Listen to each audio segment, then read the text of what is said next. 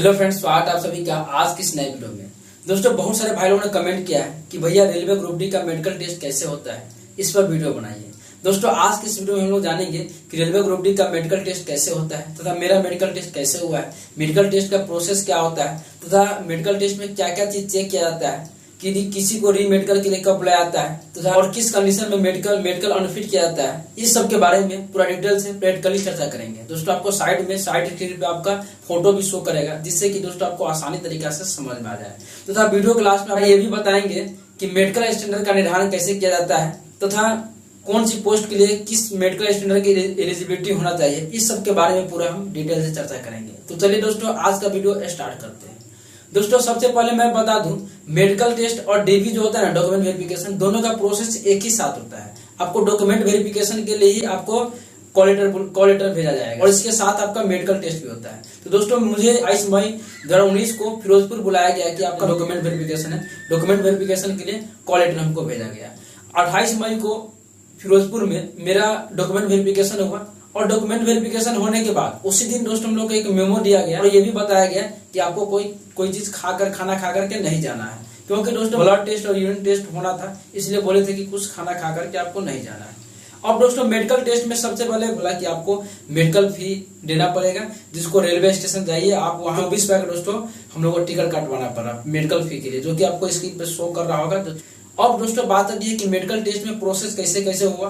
तो दोस्तों, सबसे पहले हम लोगों को 40 लड़के का ग्रुप बनाया गया। उस दिन हम लोग को 160 स्टूडेंट को बुलाया गया था, जिसमें 40 स्टूडेंट का 4 ग्रुप बनाया गया था। उसके बाद दोस्तों हम लोग को एक मेमो कार्ड दिया गया, आप देख सकते हैं, जो एक स्लिप टाइप का है, जिसमें पांच भाग दिया गया। इसको बोला था कि आपको भरना है, तो हम लोग इसको भर लिए। इसमें दोस्तों ये मेरा नहीं है, दोस्त का, क्योंकि मेरा फोन जो था वो खो गया है, जिसके कारण मेरे फोन में नहीं है। उसके बाद दोस्तों सबसे पहले हम लोग का आई टेस्ट हुआ था। आई टेस्ट के लिए दोस्तों हम लोग पहले एक रूम में गए। उसमें हम लोग को सबसे पहले सी पढ़ने के लिए बोला था। सी बोला था कि ये सी का जो कटिंग फेस है, ये किस तरफ है, ऊपर है कि नीचे है कि दाएं है कि बाएं है, ये सब हमको बताना था। इसी साइड से दोस्तों साइज बाय साइज दिया था, इससे छोटा फिर उससे बड़ा फिर उससे बड़ा, इस टाइप को बोला गया था। बोला था कि इसका जो कटिंग फेस है किस साइड है। ये दोस्तों चेक होने के बाद फिर हम लोग को जो रूम था उसका लाइट बंद कर दिया गया विजन टेस्ट के लिए। और उसमें हम लोग को बारी बारी से रेड ग्रीन येलो सिग्नल दिखाया गया। अब बोला कि ये कौन सा सिग्नल है,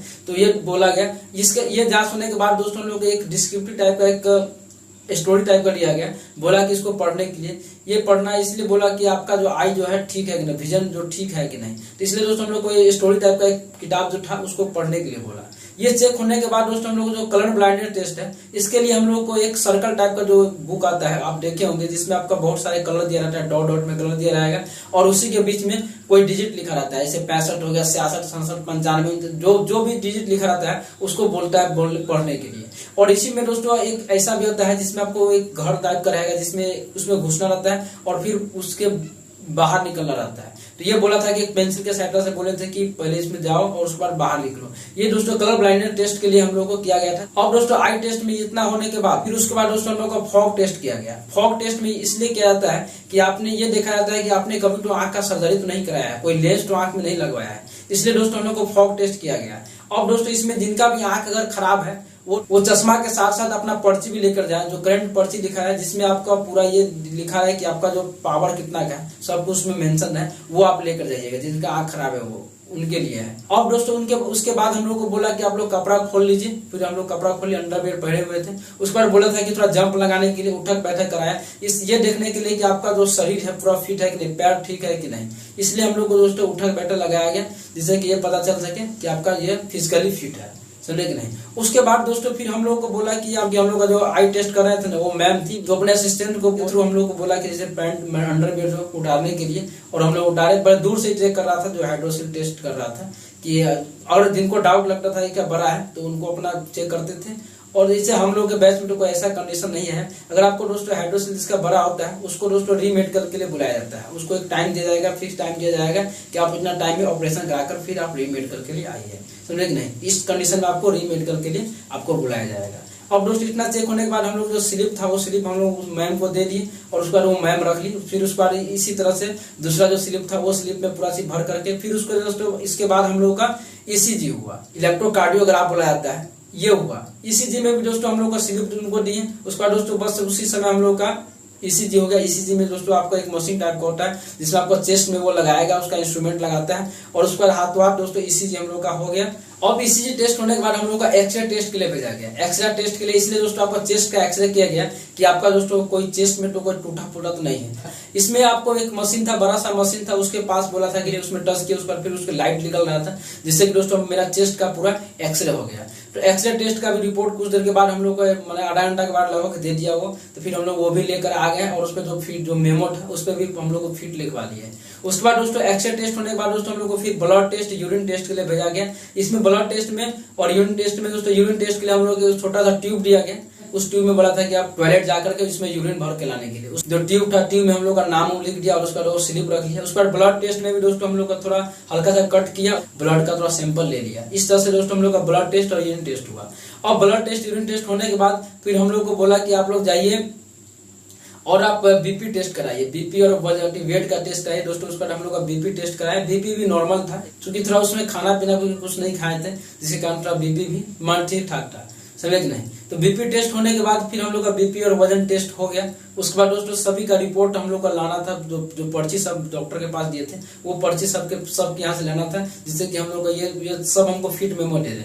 उसके बाद दोस्तों जब हमको जब पूरा फिट मेमो मिल गया, उसके बाद जो मेन मैम थी उनके पास हम लोग पूरा अपना रिपोर्ट जमा कर दिए। उसके बाद दोस्तों हमको उस दिन हम लोग को पूरा फिट नहीं दिया गया, संदेह नहीं, फिट नहीं दिया गया। मीन्स डेट की 29 तारीख को हम लोग को फिट नहीं किया गया। पूरा मेडिकल प्रोसेस होने के बाद भी फिट नहीं दिया गया। फिर हम लोग को बोला कि आप लोग 30 तारीख को फिर से आइए। तो फिर हम लोग गए, तो उस दिन हम लोग को फिर से दोस्तों कलर ब्लाइंडनेस टेस्ट किया गया। उसमें फिर से हम लोग को जो सर्कल टाइप का जो बुक होता है उस बुक को कहा पढ़ने के लिए, वो पढ़ाया। फिर उसका उठक बैठक उस दिन भी फिर से कराया और उसके बाद हम लोग को लिख दिया कि आप लोग मेडिकली फिट हैं और आप लोग पैनल लिस्ट का इंतजार कीजिए, वेट कीजिए। लेकिन दोस्तों ये पता हम लोग नहीं चला कि हम लोग का जो मेडिकल स्टैंडर्ड कौन सा मिला। लेकिन हम लोग थोड़ा मैंने साइड से देख लिया कि मेरा मेडिकल स्टैंडर्ड क्या है, तो उसमें लिखे हुए थे कि A2 एंड बिलो लिखे थे, मैंने fit for A2 and below लिखे। और दोस्तों एक बात और, जिनका भी आई में जरा प्रॉब्लम होता था उनको दोस्तों एक बुलाया जाता था और एक कमेटी बनाया जाता था। कमेटी बनाया गया और कमेटी बना करके ये कमेटी निर्धारण करता था इसको कौन सा मेडिकल स्टैंडर्ड दिया जाना चाहिए। तो इस टाइप पे दोस्तों आपको हम लोग का मेडिकल टेस्ट हुआ था। आशा करते हैं कि आप दोस्तों मेडिकल का प्रोसेस आप समझ गए होंगे।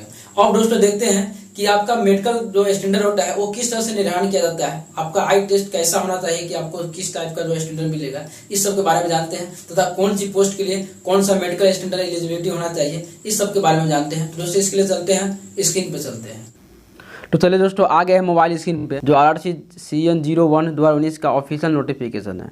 यहाँ पे देखिए हमको दे रहा है कि मेडिकल स्टैंडर्ड दिया हुआ है, मेडिकल स्टैंडर्ड, फिर जनरल फिटनेस, उसके बाद विजुअल एक्यूटी दिया हुआ है। अब दोस्तों जानते हैं कि आपको मेडिकल स्टैंडर्ड A2 कैसे मिलेगा। देखिए यहाँ मेडिकल स्टैंडर्ड A1 भी होता है, लेकिन ग्रुप डी के लिए A1 मेडिकल स्टैंडर्ड नहीं मांगता है। जो लोको पायलट होता है उन सबके लिए A1 मेडिकल स्टैंडर्ड मांगता है, समझे नहीं। अब देखते हैं कि मेडिकल स्टैंडर्ड आपको A2 कैसे मिलेगा। यहाँ पे तो physically fit in all aspect होना चाहिए। उसके बाद दोस्तों यहाँ डिस्टेंस विजन आपका दोनों आँख का 6/9 होना चाहिए। अगर आपका 6/6 रहेगा तो आपको A1 स्टैंडर्ड मिलेगा, समझे कि नहीं। यहाँ पे देखिए, यहाँ पे 6/9 आपको विदाउट ग्लास होना चाहिए। कलर विजन, बाइनोकुलर विजन, उसके बाद नाइट विजन, उसके बाद मेजोपिक विजन, ETC सबसे आपको दोस्तों पास होना चाहिए। अब देखते हैं कि A3 मेडिकल स्टैंडर्ड आपको कब मिलेगा। तो आपको physically fit in all aspect होना चाहिए। यहाँ पे डिस्टेंस विजन 6/9 होना चाहिए। विथ और विदाउट ग्लास भी चल सकता है, समझे कि नहीं। और इसमें क्या है ना कि पावर ऑफ जो लेंस है ना वो 2 डायरेक्टर से ज़्यादा नहीं होना चाहिए। और उसके बाद दोस्तों जो कलर विजन टेस्ट हो गया, बाइनोकुलर टेस्ट,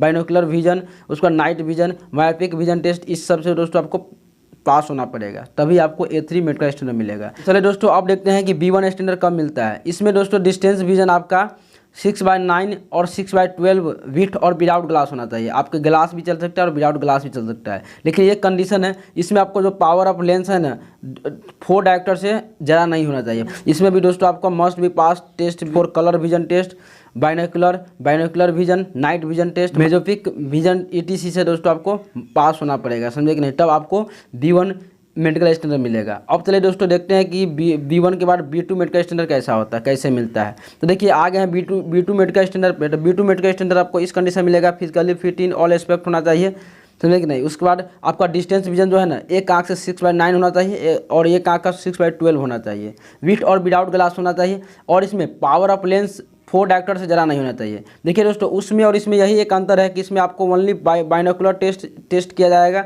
और उसमें जो कि आपका कलर विजन टेस्ट, उसका नाइट विजन टेस्ट सब कुछ पास होंगे तब आपको B1 मेडिकल स्टैंडर्ड मिलेगा। एक कन्फ्यूजन दूर हो गया कि आपको कलर विजन, तो आप B2 C1 C2 से पास हो सकते हैं। सब बहुत सारे स्टूडेंट्स का यही कन्फ्यूजन रहता है कि हमको अगर कलर ब्लाइंडनेस है तो हमको कौन सा पोस्ट मिलेगा, तो आप इसको देख सकते हैं। अब देखते हैं कि C1 मेडिकल स्टैंडर्ड कैसे मिलता है। तो यहाँ पर भी आपको physically fit in all aspects देना है। उसके बाद यहाँ पे डिस्टेंस विजन जो है ना, एक आँख का 6/12 है और एक आँख का 6/18 है। विथ और विदाउट ग्लास होना चाहिए। और इसमें दोस्तों एक बात यहाँ पे एक और दिया हुआ है कि यहाँ पे पावर ऑफ लेंस नहीं दिखाया गया है, समझे कि नहीं। और इसमें नहीं आपको कोई टेस्ट किया जाएगा, जैसे कलर विजन टेस्ट हो गया, नाइट विजन टेस्ट हो गया, बाइनोकुलर टेस्ट हो गया, तो इस टाइप का टेस्ट आपको दोस्तों इसमें नहीं किया जाएगा, समझे कि नहीं। तो ये बात इसका आपको C1 मेडिकल स्टैंडर्ड का है। अब देखते हैं कि C2 मेडिकल स्टैंडर्ड का क्या एलिजिबिलिटी होना चाहिए कि आपको C2 मेडिकल स्टैंडर्ड मिलेगा। तो इसमें भी है physical fit in all aspect. उसके बाद यहाँ पे डिस्टेंस विजन जो है ना 6/12 होना चाहिए, एक आँख का 6/12 होना चाहिए। और दूसरा जो आँख है नील विथ और विदाउट ग्लासेस, आपका नील भी रहेगा तो वो चल जाएगा। उसके बाद और कोई अदर टेस्ट नहीं किया जाएगा। तो दोस्तों आप समझ गए होंगे कि आपका मेडिकल स्टैंडर्ड किस तरह से निर्धारण किया जाता है। अब जानते हैं कि कौन सी पोस्ट के लिए कौन सी मेडिकल स्टैंडर्ड होना चाहिए। तो चलिए दोस्तों देखते हैं उनको। अब देखिए यहाँ पर भी हम CN number RRC 01/19 post parameter में आ गए हैं। जो ग्रुप डी में पोस्ट है आपका मेनली इससे मिलेगा, A2 से मिलेगा, A2 B1 B2 C1 से मिलेगा। 4 ही मेडिकल स्टैंडर्ड से आपका पोस्ट का निर्धारण किया गया है। अगर आपका मेडिकल स्टैंडर्ड अगर A2 आता है, अगर मेडिकल स्टैंडर्ड A2 आता है तो आपका असिस्टेंट पॉइंट्समैन का पद मिलेगा, आपका नंबर अच्छा रहेगा। तो उसके बाद जो कि ट्रैफिक डिपार्टमेंट के अंदर आता है। अगर आपका B1 मेडिकल स्टैंडर्ड में दोस्तों आपको इसको देख सकते हैं, असिस्टेंट सिग्नल एंड टेलीकॉम का जो दिया हुआ है B1 मेडिकल स्टैंडर्ड। अगर आपका C1 मेडिकल स्टैंडर्ड है तो असिस्टेंट TLAC वर्कशॉप में आपका पोस्ट मिल जाएगा, समझे कि नहीं। उसके बाद दोस्तों ये आप देख सकते हैं इंजीनियरिंग डिपार्टमेंट में C1 में है। तो इस टाइप से दोस्तों आप देख लीजिएगा, जो भी पोस्ट है उसको आप इसका ऑफिशियल नोटिफिकेशन से आप पूरा डिटेल में पढ़ सकते हैं। तो दोस्तों हम इस वीडियो में पूरे मेडिकल के रिलेटेड जितने भी चीज़ बताए हैं पूरा बारीकी से बताए हैं।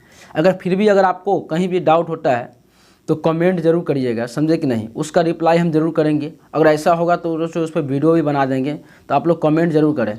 और आपको वीडियो कैसा लगा इसके बारे में भी कमेंट जरूर करें। अगर वीडियो मेरा पसंद आए तो प्लीज़ वीडियो को लाइक कीजिएगा तथा अपने फ्रेंड्स के साथ ज़्यादा से ज़्यादा शेयर कीजिएगा। अगर मेरे चैनल पर नए आए हैं तो प्लीज़ चैनल को सब्सक्राइब करके बेल आइकन को प्रेस कर लीजिएगा, क्योंकि मैं दोस्तों इसी तरह का वीडियो हमेशा ही प्रोवाइड करता रहता हूँ। तो thanks for watching this video. फिर मिलते हैं नेक्स्ट वीडियो में। Have a nice day. जय हिंद, जय भारत।